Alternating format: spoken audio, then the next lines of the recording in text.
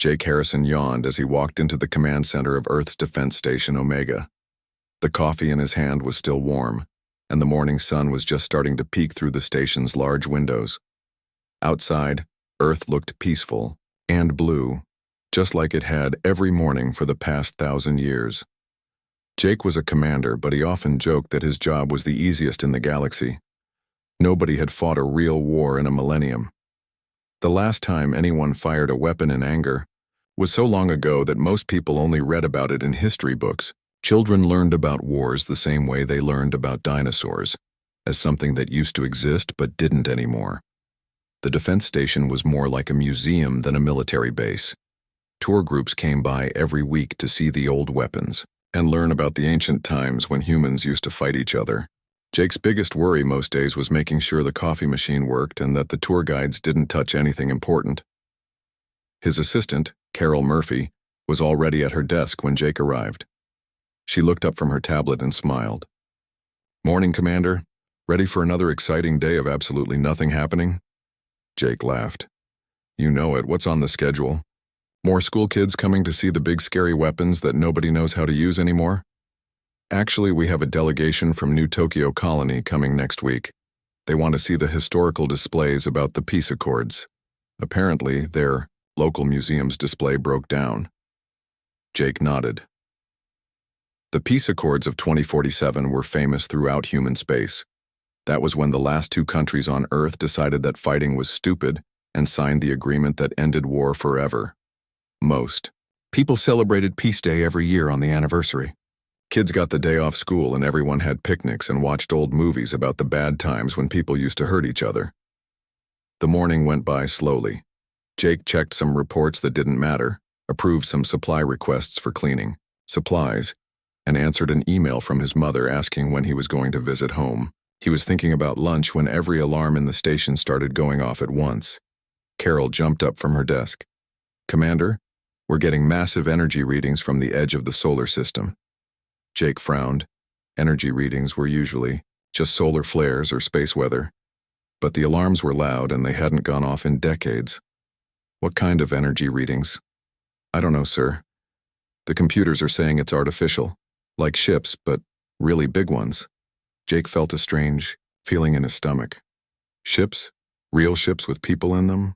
The only ships that came to Earth were passenger transports and cargo haulers. They didn't set off alarms. "Put it on the main screen." The wall display lit up with a view of space near Jupiter. At first, Jake didn't see anything unusual. Then, the computer enhanced the image and his coffee cup slipped from his hand. There were ships out there. Hundreds of them, maybe thousands. They were huge, bigger than anything Jake had ever seen. They looked like they were made for fighting, with weapons sticking out all over them and armor plating that gleamed in the sunlight. They were arranged in perfect battle formations, just like in the old war movies.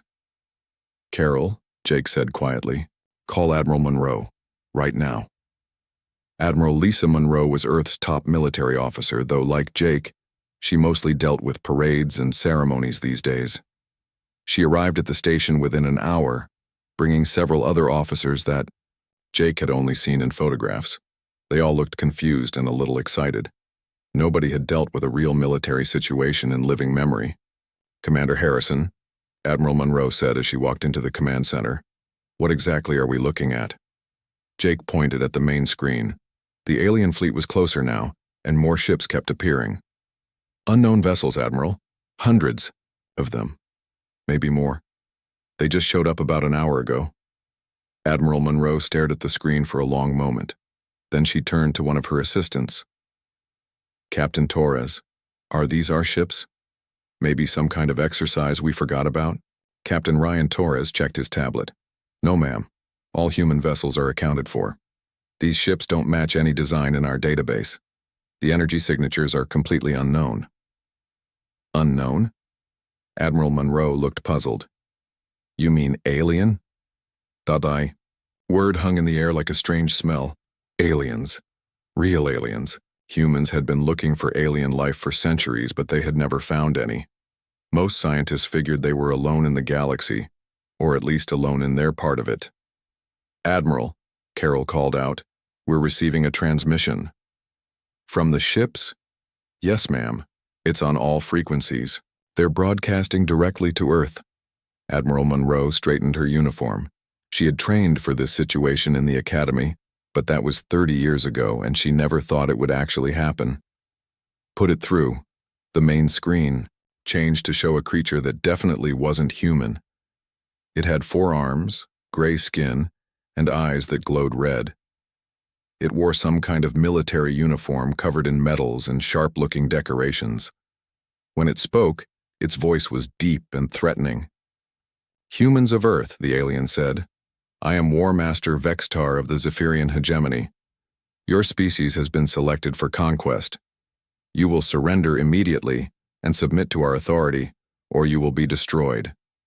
Jake looked around the command center. Everyone was staring at the screen with their mouths open. War Master Vextar continued talking. "We have conquered 12 species across this galaxy. We have destroyed countless worlds and enslaved billions of beings. Your primitive technology cannot stand against our might.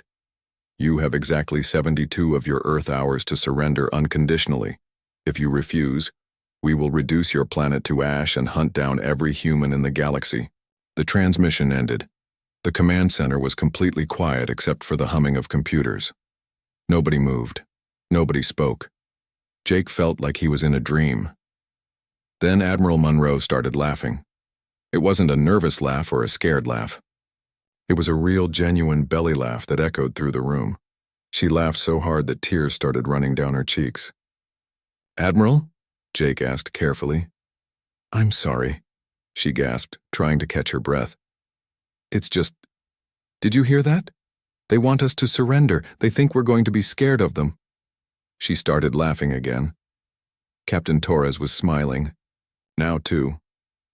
"They said our technology is primitive. Did they do any research before they came here?" "Apparently not," Admiral Monroe said, wiping her eyes. "Carol, please send a message to Earth Defense Command. Tell them we have visitors who seem to have missed the last 1,000 years of human development."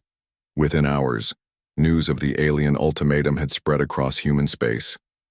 Jake watched the reports on his tablet while the alien fleet waited for humanity's response. The reaction was exactly what Admiral Monroe had predicted. People were laughing. Everywhere. Social media was flooded with jokes about the cute aliens who thought they could threaten humanity. Comedy shows were having field days. Children were drawing pictures of the funny alien with 4 arms. News anchors could barely keep straight faces while reporting the story. On Mars, a group of college students held a party to celebrate humanity's first contact with aliens. They made t-shirts that said "Come at us, bro," with pictures of War Master Vextar's face. The colonies beyond Earth were even more amused. These were the people who had built cities on airless worlds and tamed black holes for energy. The idea that some aliens with old-fashioned warships could threaten them was hilarious. Jake's favorite response came from a kindergarten class on Luna Colony. The teacher had asked the children what they thought about the aliens.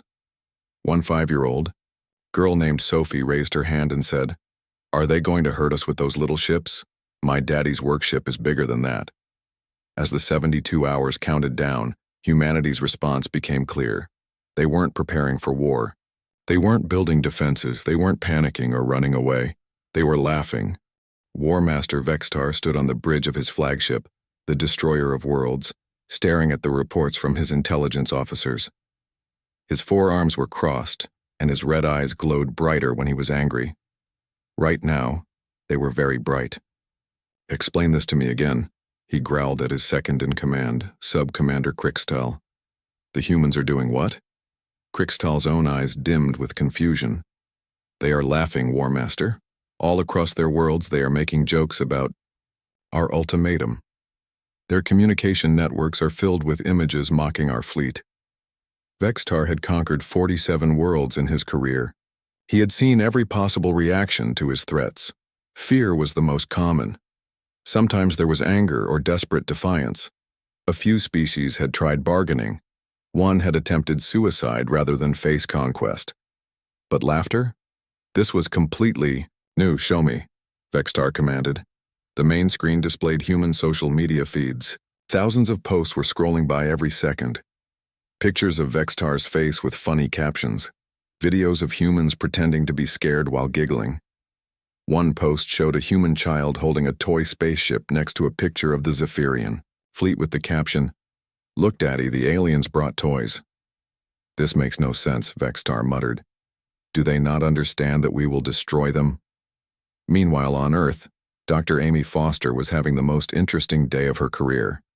As Earth's leading expert on alien life, she had spent decades studying theoretical alien psychology.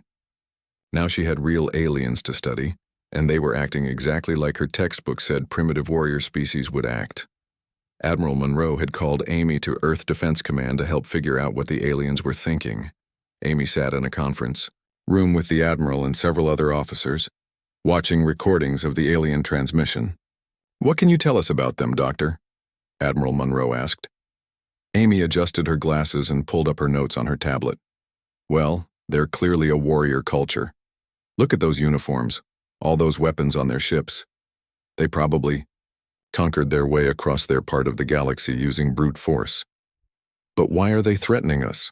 Don't they know anything about human technology? That's the interesting part," Amy said. "I think they don't know. Look at their ships. The design is functional but basic. Those weapons are probably kinetic projectiles and simple energy beams. Their shields look like standard deflector technology. This is all centuries-old stuff by our standards." Captain Ryan Torres leaned forward. "You're saying they're using primitive weapons?" "Not primitive for them," Amy explained. "Probably cutting edge for their level of development. But we stopped using that kind of technology before the peace accords. It's like someone showing up to threaten us with muskets." Admiral Monroe smiled. "So they really don't know what they're dealing with?" "I don't think so. In their experience, peaceful species are probably weak species. They've never met anyone like us." At that moment, Captain Torres received a message on his communicator. "Admiral, we're getting a request from the alien fleet. They want to speak with human representatives.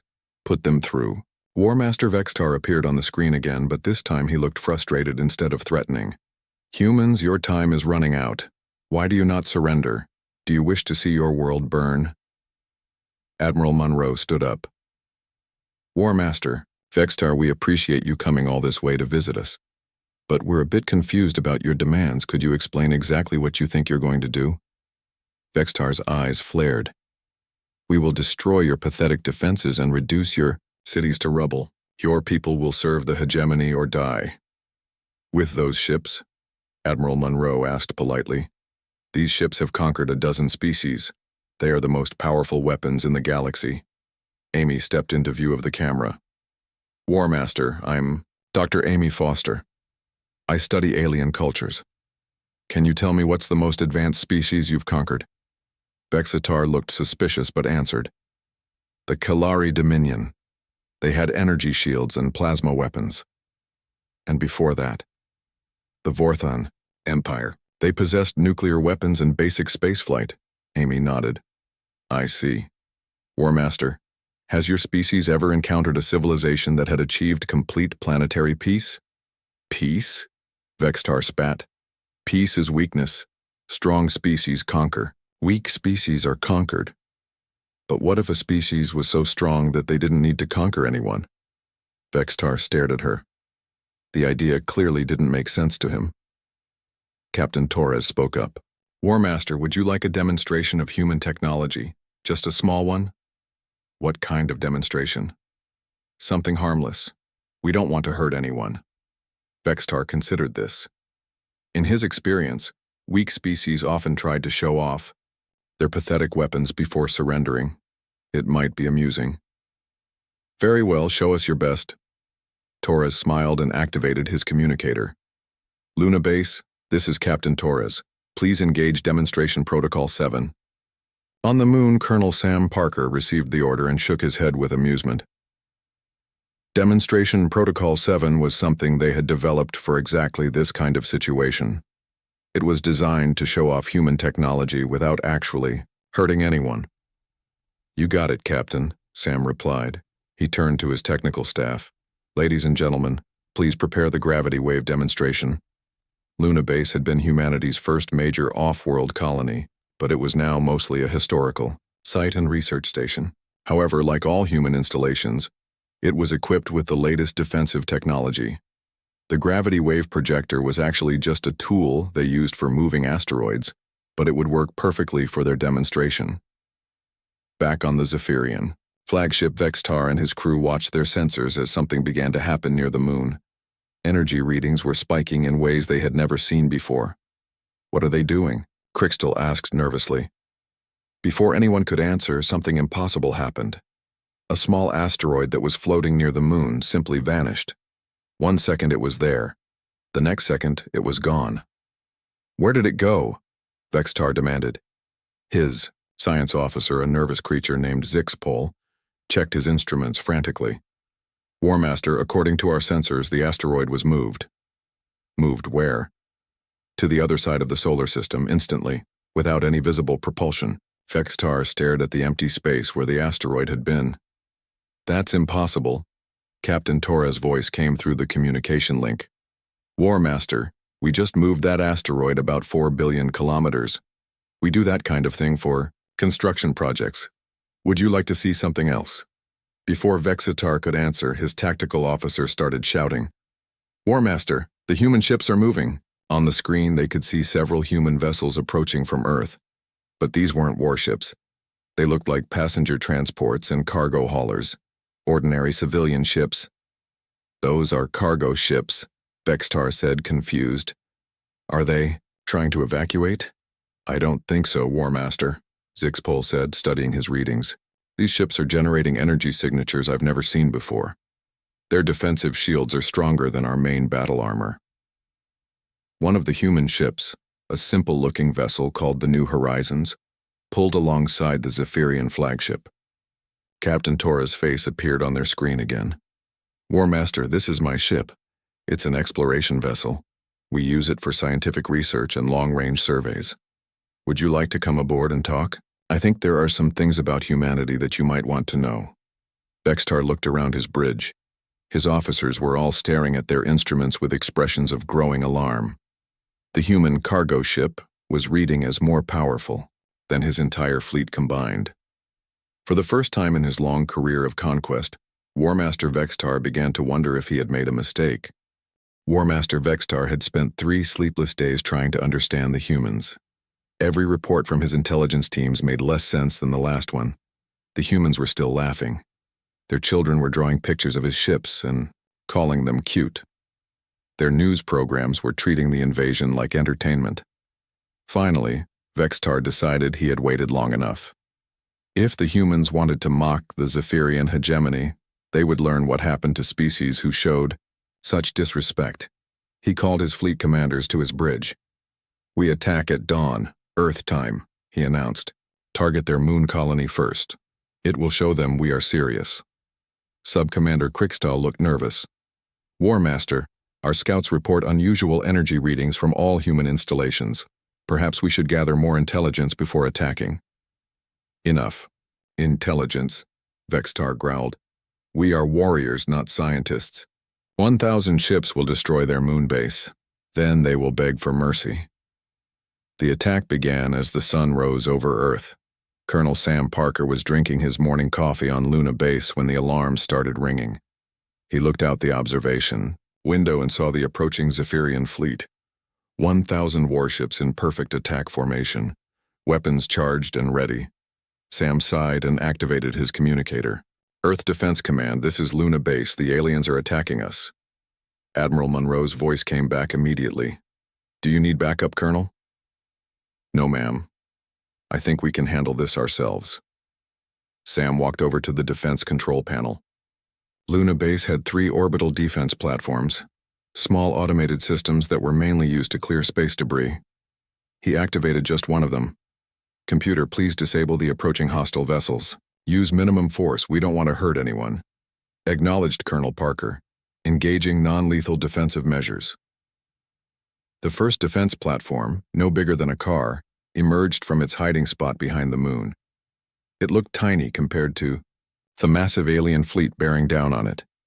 The Zephyrian ships opened fire immediately. Hundreds of energy beams and missile strikes hit the small platform. The aliens expected to see it explode in a brilliant flash.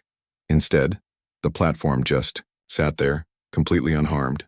The energy beams bounced off its shields like raindrops off a window. "What is that thing made of?" shouted Vextar from his flagship. His weapons officer checked his instruments. "War Master, our most powerful weapons are having no effect. It's like shooting at a mountain." The small platform began to glow softly. Then it did something that made every alien on every ship stop and stare. It reached out with invisible hands and simply turned off their ships. One by one, every vessel in the Zephyrian attack fleet went dark. Their weapons stopped firing. Their engines stopped running. Their life support systems kept working, but everything else just shut down. The ships hung in space like dead fish floating in water. "What happened?" Vextar demanded. "Why are we dead in space?" His chief engineer, a panicked creature named Grixenal, ran diagnostics on every system. "War Master, our power systems have been remotely disabled. Something is controlling our ships from the outside." "That's impossible. No one can hack Zephyrian technology." "Someone just did, sir." Colonel Sam Parker's voice came over the communication system. "Attention Zephyrian fleet. This is Luna Base. Your ships have been safely disabled. Please do not be alarmed. Your life support and emergency systems are still functioning. We just turned off your weapons and engines." "Turn them back on immediately," Vexitar roared. "I'm afraid I can't do that, War Master. You did attack us, after all. But don't worry, we're sending some ships to bring you home safely." Within an hour, human rescue vessels had attached towing cables to every disabled Zephyrian ship. The aliens found themselves being gently pulled back toward their main fleet like children being led home by their parents. Dr. Helen Brooks, Earth's top physicist, was called in to explain to the captured aliens how their ships had been disabled so easily. She met with Vextar and his officers in a comfortable conference room aboard a human transport ship. "Your technology is very impressive," Helen said politely, "for its time period." "What do you mean, time period?" Vextar asked suspiciously. Helen pulled up a holographic display showing the Zephyrian ships. "These designs are about 600 years old by human standards. Your weapons work on principles we figured out in the early 2400s. Your shields use technology we stopped using because we found better ways to do things." "Better ways?" "Well, your shields try to stop energy by absorbing it or deflecting it. Our weapons don't use energy that can be absorbed or deflected. They manipulate space-time directly. It's like trying to stop gravity with a wall." Zixpol, the Zephyrian science officer, leaned forward. "You're saying you can control gravity?" "Among other things," Helen said. "We can also manipulate electromagnetic fields, quantum probability, and dimensional space. The platform that disabled your ships wasn't really a weapon. It was a maintenance tool we use for fixing satellites." Vextar felt a cold feeling in his stomach. "If that was just a maintenance tool, what are your real weapons like?" Helen looked uncomfortable. "War Master, we don't really have weapons anymore. We haven't needed them for so long that most people wouldn't know how to use them. But we do have defensive systems." She activated another display. This one showed Earth and the surrounding space. At first it looked empty except for the normal traffic of passenger ships and cargo vessels. Then Helen adjusted the settings. Suddenly the display was full of ships, thousands and thousands of them, hidden in dimensional pockets all around Earth. Each ship was larger than Vextar's flagship. Each one was generating energy readings that dwarfed his entire fleet. "These are our defensive platforms," Helen explained. "They're mostly automated. If anyone actually tried to hurt Earth or its people, these would activate automatically." "How many ships are there?" Crixtal asked in a whisper. "Around Earth? About 10,000. But every human world has similar defenses. Some of the outer colonies have even better systems since they're newer." Vextar stared at the display. 10,000 ships, each one more powerful than anything in his fleet. And these were just the defenses of one world. "Why are you showing us this?" "Because we want you to understand something important," Helen said. "Humans didn't stop fighting because we became weak or soft. We stopped fighting because we became so strong that fighting became pointless. Captain Torres entered the conference room at that moment. War Master, we've received word from your home worlds. Apparently, the Kralix Empire has launched a major attack on your outer colonies while your fleet is here. Vextar jumped up. The Kralix? We must return immediately. They are our greatest enemies. How long would it take your ships to get back? Torres asked. 3 weeks at maximum speed. And how many people will die while you're traveling? Vextar's shoulders slumped. Millions, maybe billions. The Kralix show no mercy. Torres looked at Helen, who nodded. War Master, would you like some help? Help? From humans? We could have some ships there in a few hours. Our people don't like seeing innocent beings hurt by aggressive conquerors. Vextar looked confused. But we attacked you. We tried to conquer your world. Why would you help us? Captain Torres smiled. War Master, you couldn't conquer a human daycare center with your entire fleet. You're not really a threat to us, but you are people, and people are being hurt. That's different. I don't understand. In our galaxy, enemies destroy each other. The strong rule the weak. Maybe that's why your galaxy has so many wars, Helen said gently. When you're strong enough, you don't need to rule anyone. You can just help instead. Vexatar sat down heavily. Everything he thought he knew about power and conquest was crumbling around him. What do you want in return for this help? Nothing, Torres said. Just promise us that when this is over, you'll think about whether conquering people is really making your species happy. For the first time in his life, War Master Vextar wondered if there might be a better way to live than constant war. War Master Vextar paced back and forth in the human conference room, his forearms moving restlessly. He had been thinking about Captain Torres's offer for hours, and it made no sense to him. Help from an enemy? Protection without conquest? These ideas went against everything he had learned in his long military career. I still do not understand, Vextar said finally. If humans possess such power, why have you not conquered the galaxy? Why do you not rule over all species? President Maria Santos had arrived from Earth to answer exactly this question.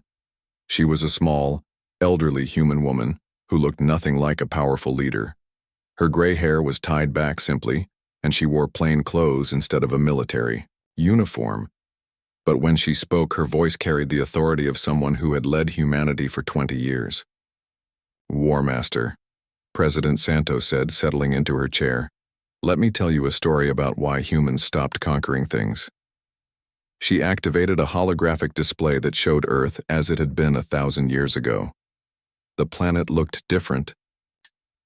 Darker, with large brown patches where green forests should have been. Cities glowed with artificial light, but many areas looked empty and damaged.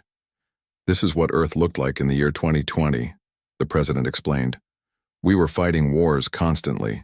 Countries attacked other countries. Different groups of humans hated each other for reasons that seem stupid now. We spent more money on weapons than on schools or hospitals. Vextar studied the image. Your species was divided against itself? Very divided. We nearly destroyed our own planet because we couldn't stop fighting. The air was poisoned, the oceans were dying, and millions of people lived in poverty while others had more wealth than they could ever use. The display changed to show images of ancient human wars, explosions, burning cities, soldiers with primitive weapons.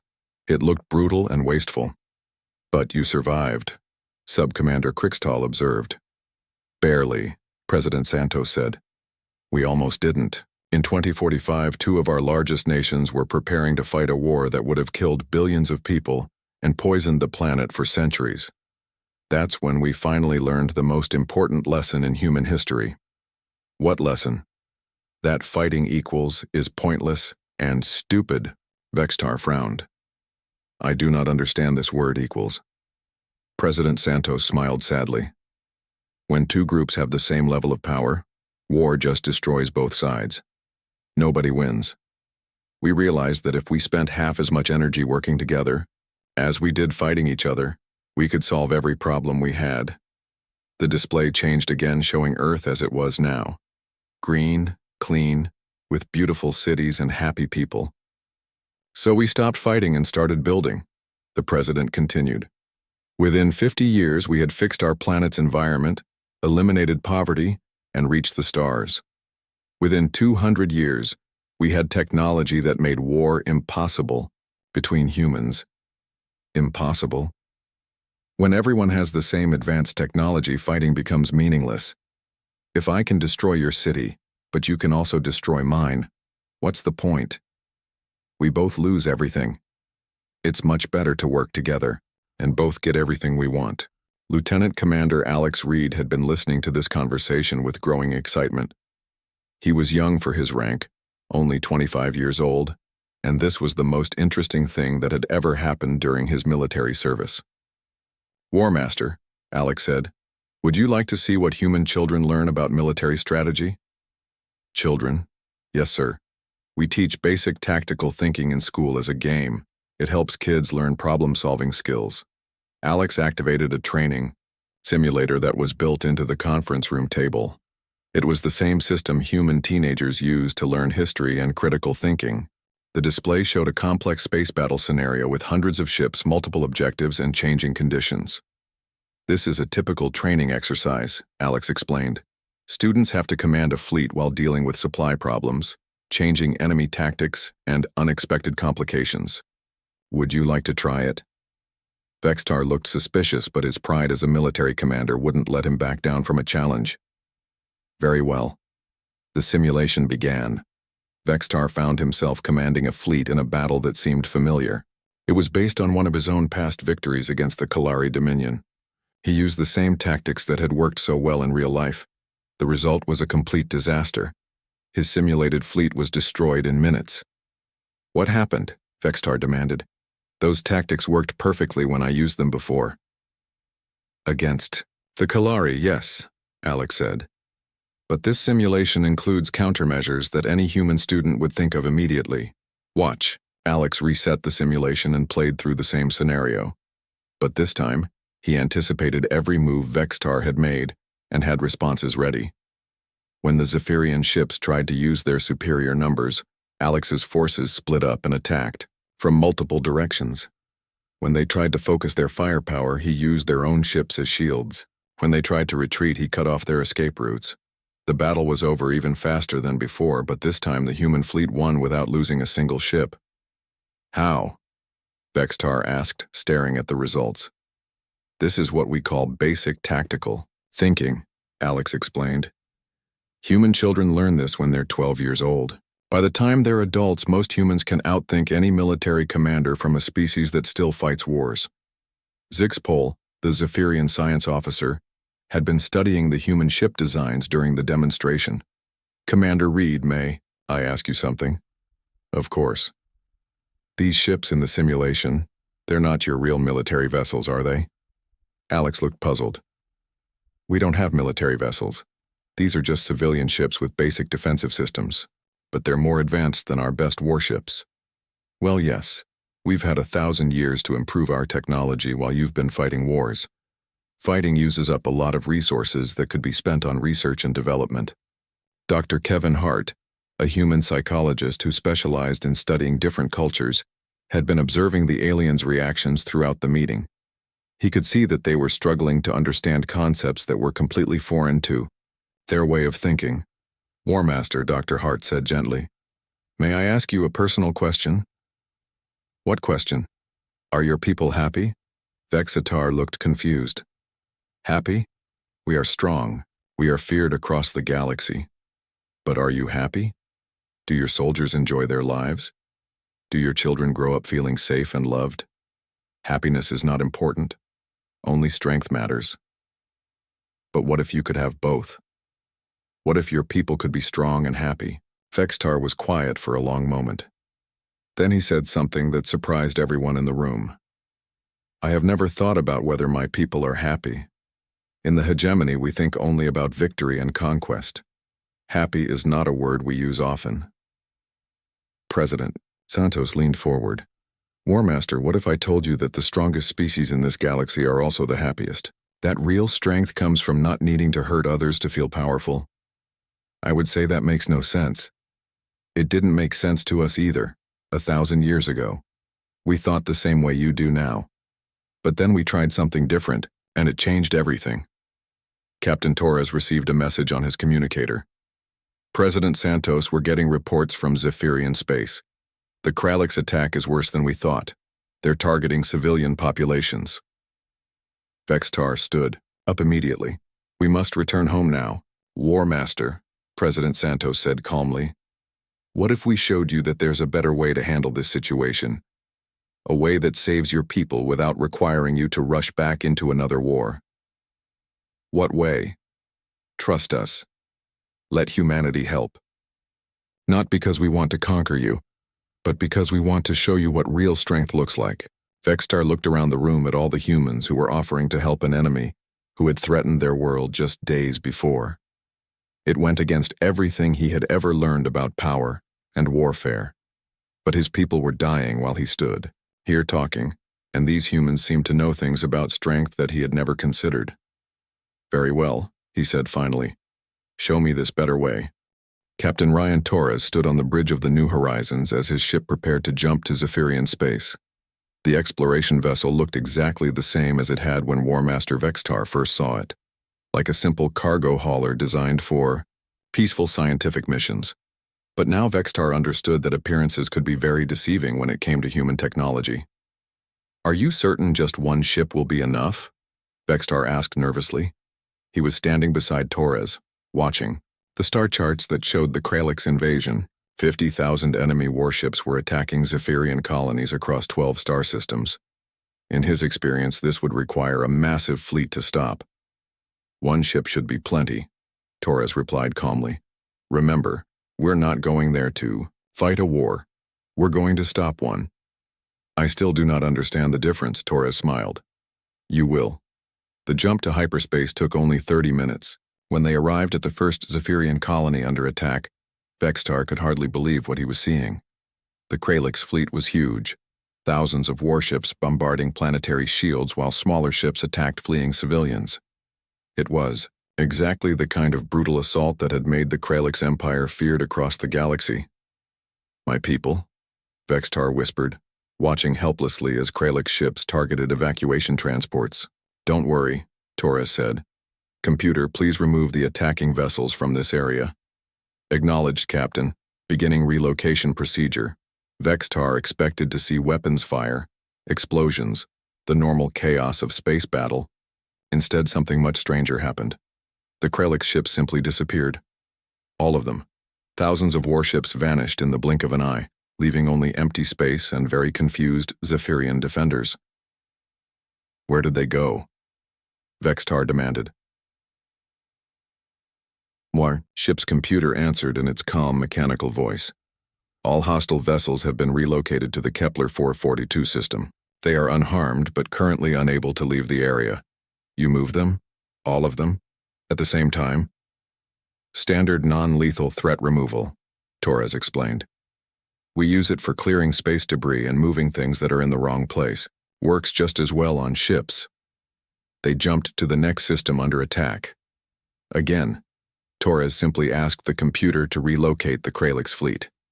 Again, thousands of enemy ships vanished without a single shot being fired. They repeated this process 12 times, visiting every system where Zephyrian colonies were under attack.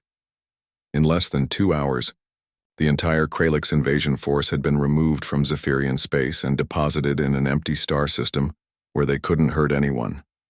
That's it? Vextar asked. The war is over? The fighting is over, Torres corrected. Now comes the important part. They received a communication from the Kralix fleet commander, war leader Thraktul. He appeared on the screen, looking furious and confused. Like Vextar, he had 4 arms and glowing eyes, but his species had blue skin instead of gray. Who dares interfere with the Kralix Empire? Thraktul roared. Return our ships immediately or face our wrath. Hello, war leader, Torres said politely. I'm Captain Torres of the human vessel New Horizons. We've temporarily relocated your fleet because you were hurting innocent people, humans. I have never heard of your species. You will release our ships now. I'm afraid I can't do that right away, but I have a proposition for you. Thractal's eyes blazed brighter.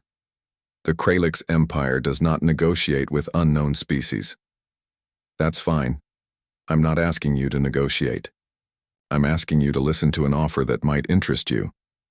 Torres activated a holographic display that showed the current state of the galaxy. Red areas marked regions controlled by aggressive species like the Kralix and Zephyrians. These areas were constantly changing as different empires fought each other. But there was also a growing section marked in blue, the human sphere of influence. War Leader, how much of your empire's resources do you spend on military expenses each year? What kind of question is that? A practical one. Food, housing, education, research. How much is left over after you pay for your armies and weapons? Thractal looked suspicious but answered, perhaps 20%. But military strength is necessary for survival. What if I told you that species in the blue areas spend 0% on military expenses? Impossible. How do they defend themselves? They don't need to, Torres explained. Look at the map, War Leader. How many wars are happening in the blue zones? Thractal studied the display. The blue areas showed no conflicts at all. No battles, no invasions, no territorial disputes. This cannot be accurate. It's updated in real time. War Leader, what if your species could have that kind of peace? What if you could spend 100% of your resources on making your people's lives better, instead of fighting endless wars? And what do you want in return for this impossible peace? Nothing, Torres said. Just a promise to stop attacking other species. Thractal laughed bitterly. You expect us to make ourselves defenseless? The moment we lower our guard, our enemies will destroy us. War Leader, with respect, your enemies are already here in this empty system with you. All of them. Every aggressive species in this part of the galaxy is currently sitting in ships around you, unable to attack anyone. For the first time, Thractal looked around at the other fleets sharing the system. He recognized the ships of the Zephyrian, Hegemony, the Vorthan Empire, the Kalari Dominion, and a dozen other aggressive species. They were all in the same situation, trapped by human technology they couldn't understand or resist. What exactly are you proposing? Thractal asked carefully. Dr. Amy Foster appeared on the screen beside Torres. War Leader, we're proposing the Galactic Protection Compact. Any species that agrees to stop aggressive expansion becomes a protected member. In return, you contribute to exploration, science, art, and culture instead of warfare. And if we refuse? Then you stay here, Torres said simply. This system has everything you need to survive. Food, water, breathable atmosphere on several planets. You can live here peacefully for as long as you want, but you won't be able to attack anyone else. Ambassador Vextar, who had been listening, quietly finally spoke up. War Leader Thractal, may I speak with you privately? The Kralix commander looked surprised. The defeated Zephyrian speaks. I am no longer War Master, Vextar said calmly. I am now Ambassador Vextar, representing my people in the Galactic Protection Compact, and we were not defeated. We were saved. Saved from what? From ourselves. From the endless cycle of conquest and war that was slowly destroying our species. War Leader, when was the last time you saw a Kralix child who was truly happy? Thractal was quiet for a long moment. Happiness is a luxury. Strength is survival. I used to believe that too. But I have learned something in these past few days. True strength is not needing to hurt others to feel powerful. Over the next several hours, similar conversations happened with the leaders of every aggressive species in the system. Some, like Thractal, were suspicious and resistant. Others were intrigued by the possibility of ending their constant wars. A few immediately asked to join the Protection Compact. President Santos arrived on a diplomatic vessel to formalize the agreements. The ceremony was held in space with representatives from dozens of species meeting for the first time not as enemies, but as potential allies. Today marks the beginning of a new age. President Santos announced. Not the age of human dominance, but the age of galactic cooperation. We offer protection not as conquerors but as guardians. We seek not subjects but partners. War leader Thraktul was among the last to sign the agreement. As he put his signature on the document, he looked up at Ambassador Vextar.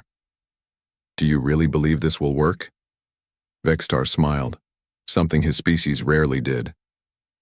War Leader 3. Days ago I commanded a fleet that had conquered 12 species.